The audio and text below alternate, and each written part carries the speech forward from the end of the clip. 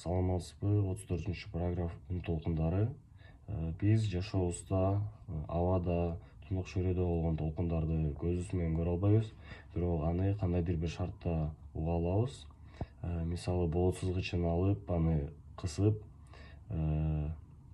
термелүүгө келтирсек, анда аны кандайдыр бир аралыкка чейин уга алабыз.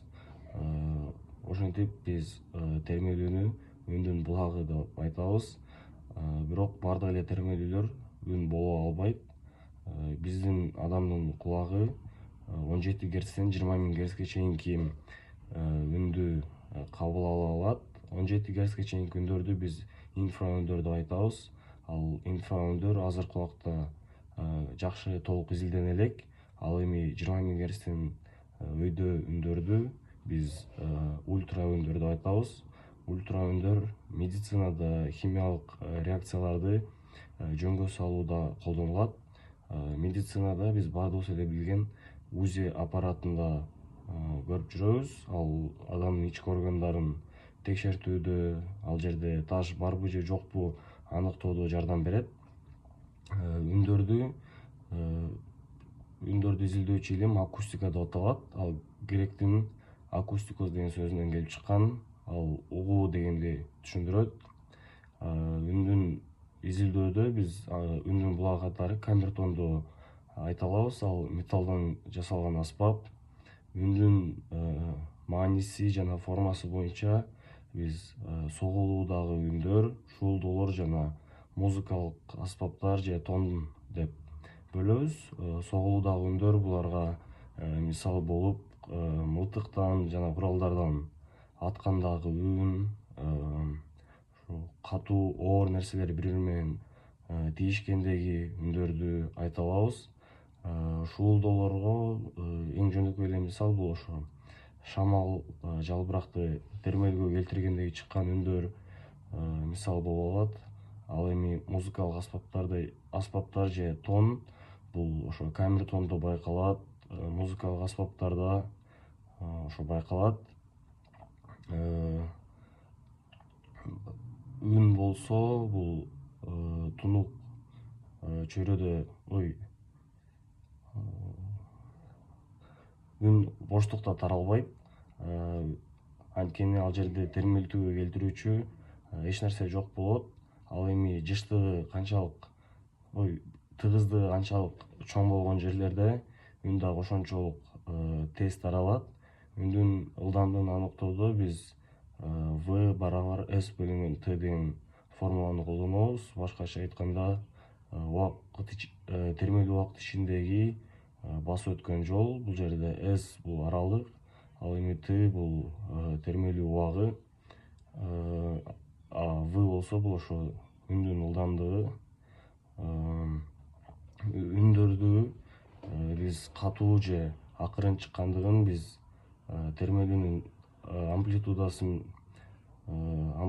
аркылуу аныктайбыз. Ошо термелүүнүн амплитудасы канчалык чоң болсо, үн дагы ошончолук катуу чыгат.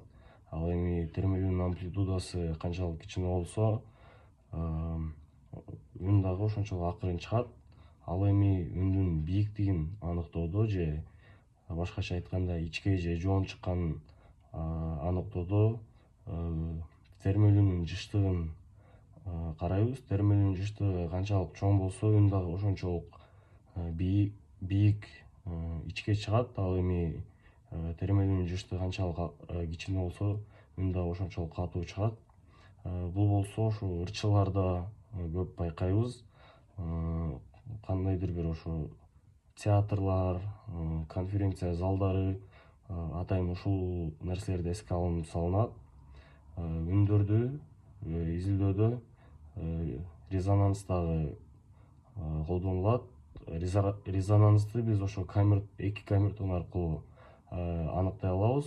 Мисалы, эки камертонду алып, бирөөсүн балка менен урсак, анда ал жерде ушул экинчи камертондагы термелүүгө келгенин байкайбыз. Ал болсо ошо экөөнүн жыштыгы бирдей болгон үчүн ошо экинчи камертондагы термелүүгө келди. Ал эми биз бир камертонго кандайдыр бир материалды тийгизип койсок, анда алардын жыштыктары бирдей болбой, экинчи камертон термелүүгө учурабайт. Резонансты немис окумуштуусу Гермгольц деген ошо изилдеп өзгөчө резонаторлорду жасаган. Ал резонаторлор адамдын үндөрдү анализдөөдө көп колдонулат. Дагы бир мисал, бул мисалы дубалга кандайдыр бир шнурду бекитип, аны экинчи жагынан кармап, аны ушу термелсек, ал жерде толкундар пайда болот. Ал биз пайда болгон термелүү пайда болот.